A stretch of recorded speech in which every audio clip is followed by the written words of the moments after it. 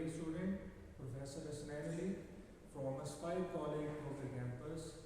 Today we discuss about the topic of cash book. Last time बेटा हमने discuss किया था कैश बुक क्या होता है. Cash book is a book in which only cash transactions are recorded is known as cash book. हमने briefly discuss किया, इसकी टाइप्स पे बात की. तो आज इंशाल्लाह हम डिस्कस करेंगे, एक न्यूमेरिकल के साथ प्रॉब्लम सॉल्व करेंगे. कैश बुक क्या होता है हमने लास्ट टाइम डिस्कस कर लिया था. कैश बुक की टाइप्स पे बात कर रहे हैं. Single column, double column, triple column. There are 3 types. Single column पे हमने लास्ट लेक्चर में बात कर ली थी. आज का जो हमारा लेक्चर है वो है double column. Double column cash book ऐसी कैश बुक है जिसमें कैश बुक के दोनों साइड्स पे 2 कॉलम आते हैं. एक कैश का कॉलम और एक बैंक का कॉलम. एक कैश का कॉलम और एक बैंक का कॉलम. तो वो मैंने नीचे लिख भी दिया है. इसमें एक अमाउंट या कैश का कॉलम होगा और इसके साथ एक बैंक का कॉलम होगा. आज के इस लेक्चर में हम एक प्रॉब्लम डिस्कस करने जा रहे हैं जिसकी एंट्रीज ये हमारे पास ट्रांजैक्शंस दी हुई है. इन ट्रांजैक्शन की एंट्रीज भी मैं साथ साथ सॉल्व करता जाऊंगा और उसके साथ साथ फिर हम अपना क्वेश्चन सॉल्व करेंगे. इसमें हमारे पास सबसे पहले उसने मार्च 1 2020 को बैलेंस दिया हुआ है. कैश इन हैंड का 30,000 और कैश एट बैंक का 40,000. इसे कहते हैं ओपनिंग बैलेंस. ये ऑलरेडी हमारे पास बैलेंस मौजूद है कैश का भी और बैंक का भी. तो जब भी हम डबल कॉलम कैश बुक का क्वेश्चन सॉल्व करेंगे तो ये आपके सामने एक फॉर्मेट नजर आ रहा है. ये डेबिट साइड भी है और ये क्रेडिट साइड भी है. ये जो फॉर्मेट है ये है कैश बुक डबल कॉलम.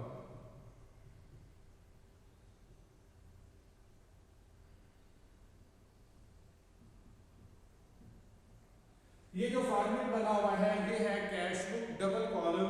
इसकी डेबिट साइड पे detail, particulars, voucher number, ledger reference या लेजर वॉल्यूम, अमाउंट, बैंक. ये देखिए अब डेबिट साइड पे 2 कॉलम आ रहे हैं. एक अमाउंट का आ रहा है और एक बैंक का आ रहा है.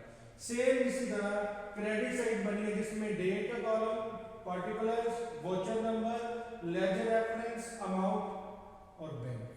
अमाउंट का और बैंक का उस साइड पे भी कॉलम आ रहा है, अमाउंट और बैंक का इस साइड पे कॉलम आ रहा है.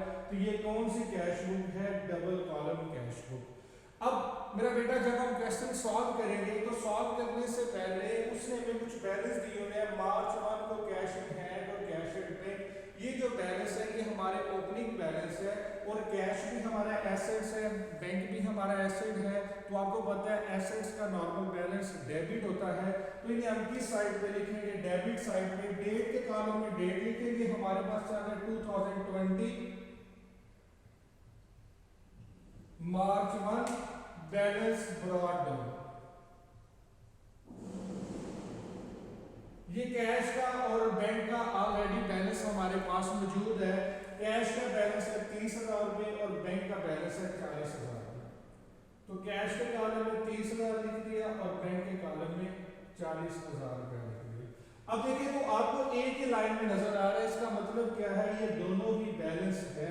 ओपनिंग बैलेंस है 30,000 40,000. उसके बाद मेरा बेटा हमारे पास एक ट्रांजैक्शन आ रही है मार्च 5 को. कह रहा है receive to check.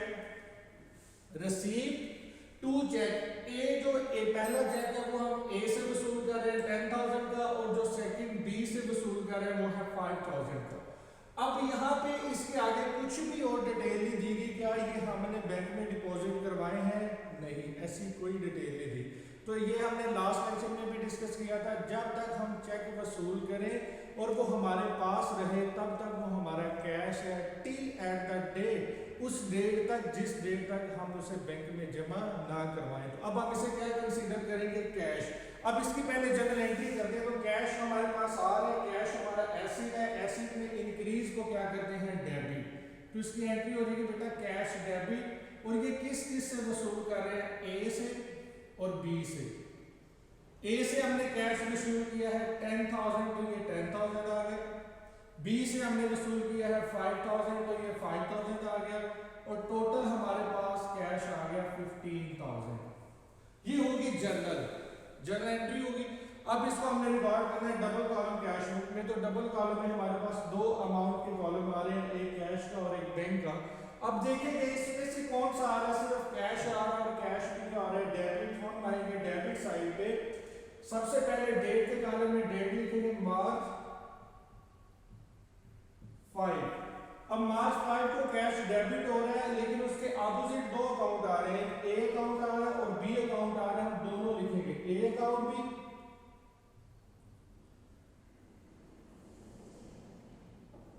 B account भी। अब अमाउंट दोनों की अलग अलग से लिख देंगे, ए 10,000 से तो कैश के कॉलम में मैंने 10,000 लिख दिया, बी 5,000 से तो कैश के कॉलम में 5,000 लिख दिया। ये हमारी ट्रांजैक्शन पास हो गई।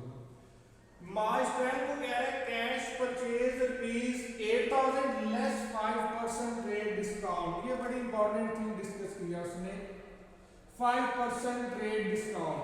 मेरा बेटा पहले हमें ये क्लियर होना चाहिए ट्रेड डिस्काउंट क्या होता है।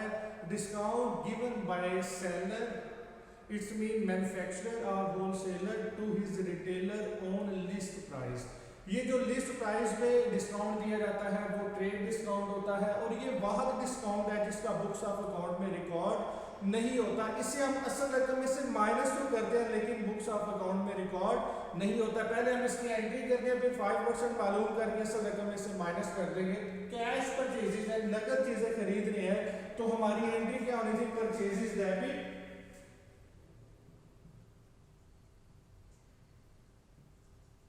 Cash account credit. लेकिन ये 8,000 से नहीं आएगा, सबसे पहले हम इसकी वर्किंग करेंगे, 8,000 पे 5% मालूम करेंगे, वो आ जाएगा हमारे पास 400। अब ये 8,000 में से 400 माइनस करेंगे तो नेक्स्ट आ जाएगा 7,600। अब यहाँ पे 8,000 नहीं लिखेंगे, 7,600 लिखेंगे।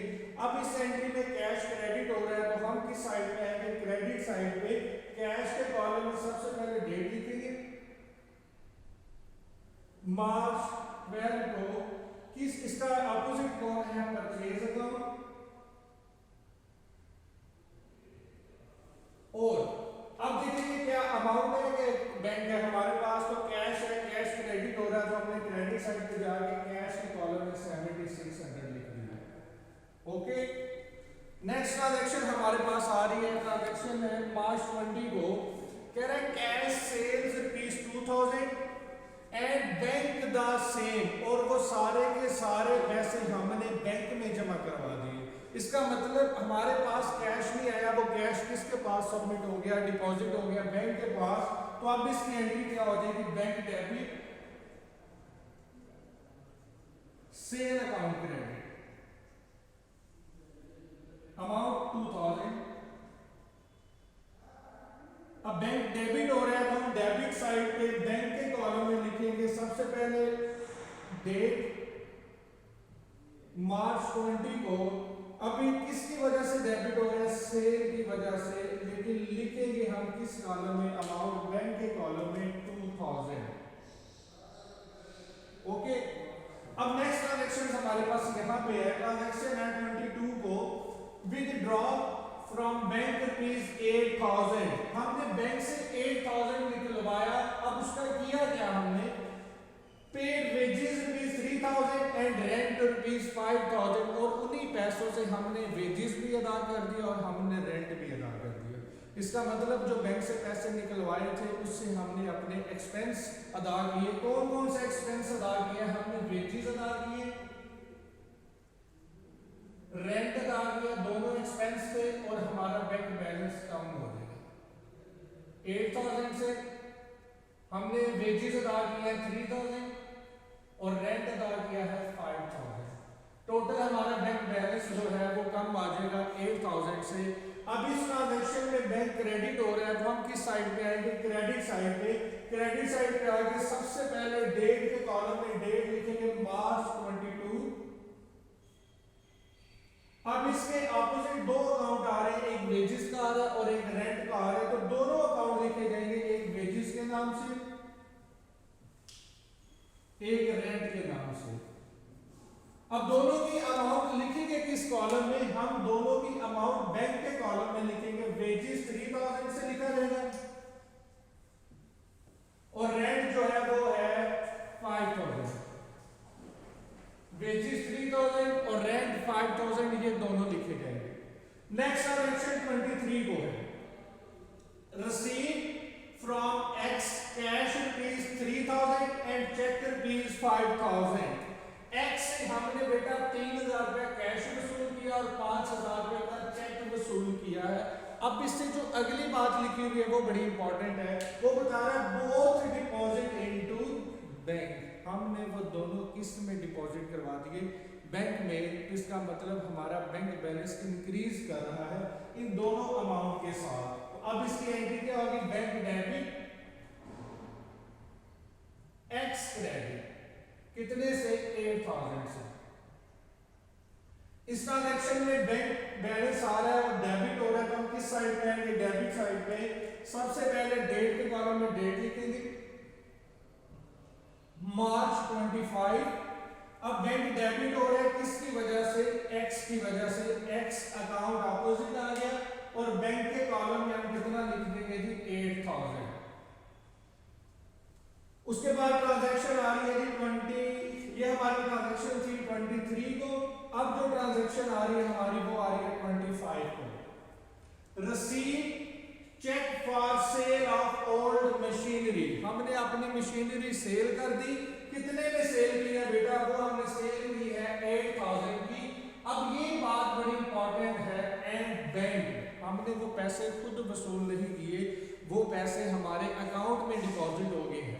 अब बैंक सेव हो गया तो मतलब हमारा बैंक बैलेंस इंक्रीज कर रहा है, तो फिर इसकी क्या एंट्री होगी, bank debit machinery credit. Value क्या आएगी 8000। अब इस एंट्री में बैंक भी डेबिट हो रहा है, तो हम डेबिट साइड पे आएंगे। बैंक के कॉलम में सबसे पहले हम डेट लिखेंगे मार्च 25। अब बैंक डेबिट किस वजह से हो रहा है, मशीनरी अकाउंट की वजह से। कितनी वैल्यू से हो रहा है, 8000 से, तो बैंक के कॉलम में ही लिखेंगे हम 8000। उसके बाद 28 को ट्रांजैक्शन हो रही है पेड टू वाई, वाई को अदा कर रहे हैं cash rupees 2000 and cheque rupees 3000। लीजिए वाई एक बंदा था जिसको हमने पेमेंट करनी थी, हमने उसे कैश 2000 रुपये अदा कर दिया और चेक 3000 रुपये अदा कर दिए। अब कैश में 2000 से कमी हो रही और बैंक में 3000 से कमी हो रही है, किसको अदा करें, वाई को। तो इसकी जनरल एंट्री क्या हो जाएगी, Y debit cash credit bank credit. Cash हमसे 2000 और चेक जो हमसे जा रहा है जिससे बैंक में कमी हो रही है 3000, टोटल कितना आ जाएगा 5000। अब इस एंट्री में देखिए तो हमारे पास कैश भी क्रेडिट हो रहा है, हमारे पास बैंक भी क्रेडिट हो रहा है। तो हम किस साइड पे आएंगे, क्रेडिट साइड पे। सबसे पहले डेट लिखेंगे 28। अब इन दोनों के ऑपोजिट वाई अकाउंट आ रहा है, तो यहां पे लिख देंगे वाई अकाउंट। अब जो कैश की अमाउंट है 2000 को कैश के कॉलम में लिख देंगे, जो बैंक की अमाउंट है 3000 वो हम बैंक के कॉलम में लिख देंगे। ये भी ट्रांजैक्शन हमारी सॉल्व होगी। अब लास्ट ट्रांजैक्शन है 30th को, 30th मार्च को कह रहा है bank charge for commission, bank charge कर रहा है कमीशन। अब जब बैंक कमीशन चार्ज करेगा तो वो हमारे अकाउंट से डिडक्ट करेगा, जब हमारे अकाउंट से डिडक्ट करेगा तो हमारा बैंक बैलेंस डिक्रीज करेगा, जिसकी वजह से एसेट्स डिक्रीज को हम क्रेडिट करते हैं। तो इसकी एंट्री क्या होगी, commission as a expense debit bank credit. Amount कितनी है 500। अब इस ट्रांजैक्शन में भी बैंक क्रेडिट हो रहा है, हम क्रेडिट साइड पे आएंगे, बैंक के कॉलम में 500, बैंक के कॉलम में हम लिख देंगे 500। अपोजिट क्या आ रहा है इसमें, कमीशन।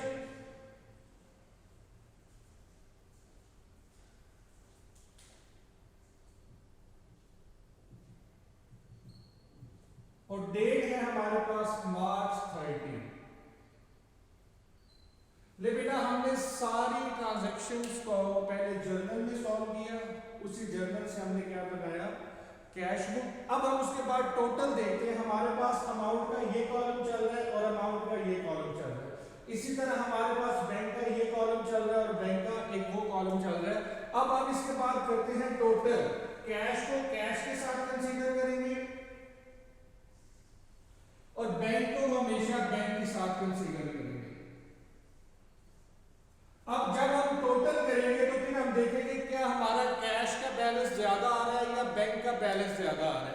तो हमने देखा कैश में जो डेबिट साइड थी उसका टोटल ज्यादा है, वो है 45,000, तो वो हमने दोनों साइड पे लिख दिया, 45,000 इधर भी, 45,000 इधर भी। अब मेरा बेटा 45,000 में से ये दोनों ट्रांजैक्शन माइनस करेंगे 7600 और 2000, हमारे पास जो आंसर आ जाएगा वो आ जाएगा 35,400। इसी तरह हम अपना बैंक का एक डेबिट कॉलम है और एक क्रेडिट कॉलम है। जब हम बैंक के डेबिट और क्रेडिट में देखें तो डेबिट साइड बड़ी आ रही है। अब जब हम डेबिट साइड का टोटल करेंगे तो वो आ जाएगा 58,000। अब 58,000 हम दोनों साइड पे लिख देंगे।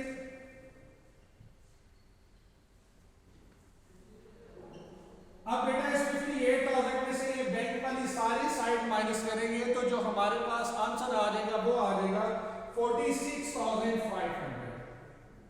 अब ये जो दोनों आंसर आ रहे हैं ये आ रहे हैं बैलेंस क्रेडिट लोन के नाम से। ये वो बैलेंस है जो इस कैश बुक के मुताबिक हमारे पास रिमेनिंग रह गया है। जब हमने क्वेश्चन स्टार्ट किया था तो हमारे पास जो बैलेंस था वो एक 30,000 था, एक 40,000 था, लेकिन जब हमने अपना क्वेश्चन सॉल्व कर लिया मेरा बेटा तो हमारे पास कैश का बैलेंस 35,400 आ रहा है और बैंक का कॉलम 46,500 आ रहा है। ये हमारा आज का क्वेश्चन सॉल्व हो गया बेटा। इंशाल्लाह हम अपने नेक्स्ट लेक्चर में ट्रेबल कॉलम कैश बुक के साथ एक क्वेश्चन सॉल्व करेंगे और उससे हमारा ये जो कैश बुक वाला टॉपिक है वो वाइंड अप हो जाएगा। ओके बेटा, बेस्ट विशेस, अल्लाह हाफिज।